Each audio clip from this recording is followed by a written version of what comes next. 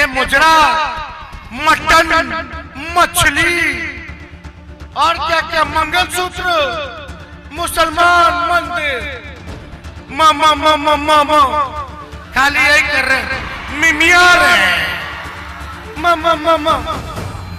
नमस्कार, आदाब, सत श्री अकाल, जय भीम, जोहार। मेरा नाम है नवीन कुमार। आखिरी चरण आते आते अवतारी मोदी ने अपनी मिट्टी पलीद करा डाली है। हर मंच से उनका मजाक उड़ाया जा रहा है, हर प्लेटफॉर्म पर उनका मजाक उड़ाया जा रहा है। और प्रधानमंत्री का मजाक उड़ाना अच्छी बात नहीं होती, हम इसकी निंदा करते हैं। खुद उनके साथी और समर्थक हैरान है, ये क्या बोल रहे हैं मोदी? क्या ये उनकी बौखलाहट है, बेचैनी है या फिर बेचारगी? मामा मामा मामा मिमिया रहे। अब लोग कह रहे हैं कि देखिए बात तो सच है, पहले चरण में ही मुस्लिम लीग की शरण में चले गए मोदी, दूसरे चरण में मंगलसूत्र बेचने लगे, तीसरे चरण में मटन और मछली का स्वाद बताने लगे, चौथे चरण में मंदिर मस्जिद की पताका लहराने लगे, पांचवें चरण में माओवादी और पता नहीं क्या क्या बोलने लगे, और छठा चरण आते आते मुजरे पर उतर आए। उनको वहां जाके मुजरा करना है तो भी करें। अब सातवां चरण आते आते विपक्ष कह रहा है कि मोदी म्याऊं म्याऊं भी कर सकते हैं। अब देखिए, इधर मोदी का आत्मविश्वास तिनके की तरह डोलता नजर आ रहा है और उधर विपक्ष का आत्मविश्वास बढ़ता जा रहा है। भाई और बहनों, जीत निश्चित है। यहां पे मैं बता रहा हूं, लिख लो, यहां पे क्लीन स्वीप होने जा रही है गठबंधन की, इंडिया गठबंधन की। लाइन लगने वाली है सीटों की, टकाटक टकाटक टकाटक टकाटक। और उसके बाद good bye BJP, good bye Narendra Modi, ta-ta. Lalu ने तो सीधा बोल दिया कि मोदी जी तो गए। रिजल्ट के बाद पता लग जाएगा। कैसे जी सर, मोदी गए, अब मोदी गए। हाँ। लालू यादव कोई भी बात हवा में नहीं करते। गौर कीजिए, विधानसभा चुनाव में वो लालू ही थे जिन्होंने 2015 में नरेंद्र मोदी की आंधी को मंडल बनाम कमंडल पार्ट 2 में बदलकर भाजपा को तिनके की तरह उड़ा दिया था। मोहन भागवत सफाई देते फिर रहे थे कि आरक्षण पर पुनर्विचार करने का इरादा नहीं है, किसी ने नहीं सुना। लालू यादव ने सबसे कमजोर नस दबा दी थी मोदी की, और एक बार फिर से वही कहानी उछाली है लालू ने। मोदी गए। जी सर, मोदी गए। अब बात इतनी ही नहीं है, कहानी इससे आगे बढ़ चुकी है। तेजस्वी यादव दिल्ली एयरपोर्ट पर थे, पत्रकारों ने पकड़ लिया 4 जून को क्या होने जा रहा है। उन्होंने तो 200 पार और 400 पार के पूरे खेल के ऊपर राजनीति की एक नई परत डाल दी।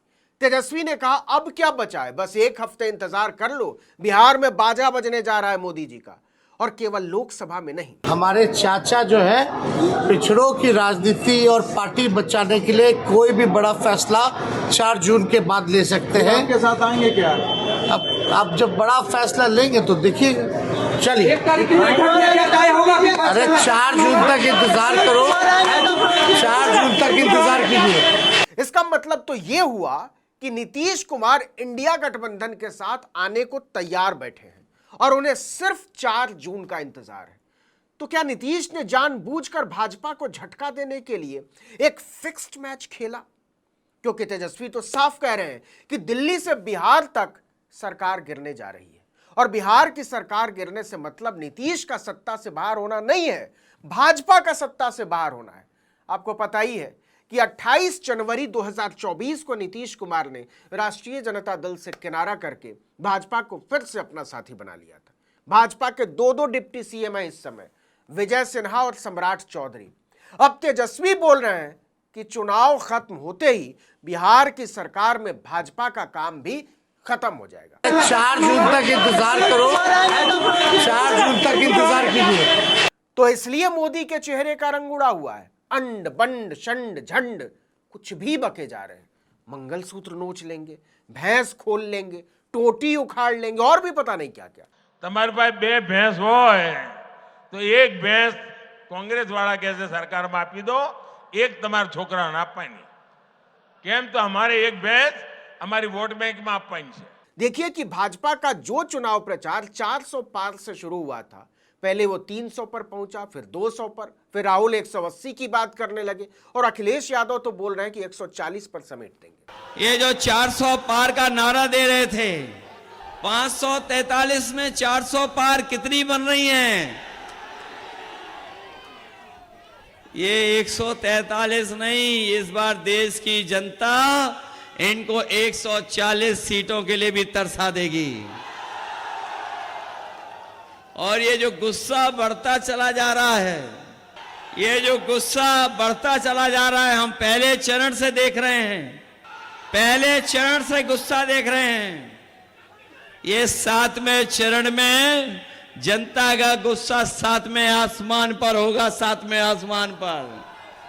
ऊपर से योगेंद्र यादव ने अलग टेंशन बढ़ा दी है भाजपा की। वो भी बोलने लगे कि मोदी मझधार में फंस गए। पहले निकला हुआ बता रहे थे, उन्होंने राज्यवार बताया कि कहां कितना नुकसान हो रहा है भाजपा को।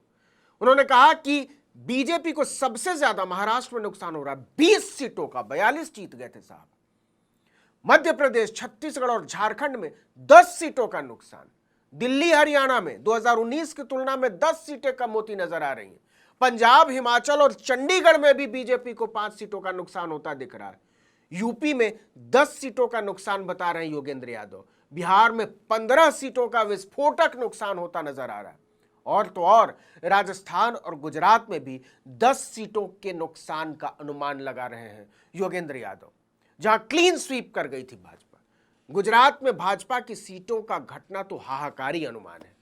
तो भाजपा सत्ता में या तो नहीं आ रही है, और अगर आ रही है तो इतने कम मार्जिन से जिसमें रोज मोदी की सांस अटकी रहेगी। मोदी गए जी सर, मोदी गए। अब मोदी जी गए ये तो समझ में आता, चलिए कुछ लोग बोल रहे हैं, लेकिन अब तो लोग पूछ रहे हैं कि क्या मोदी जी के जाने के बाद महाराष्ट्र में भी भाजपा की सरकार गिरेगी?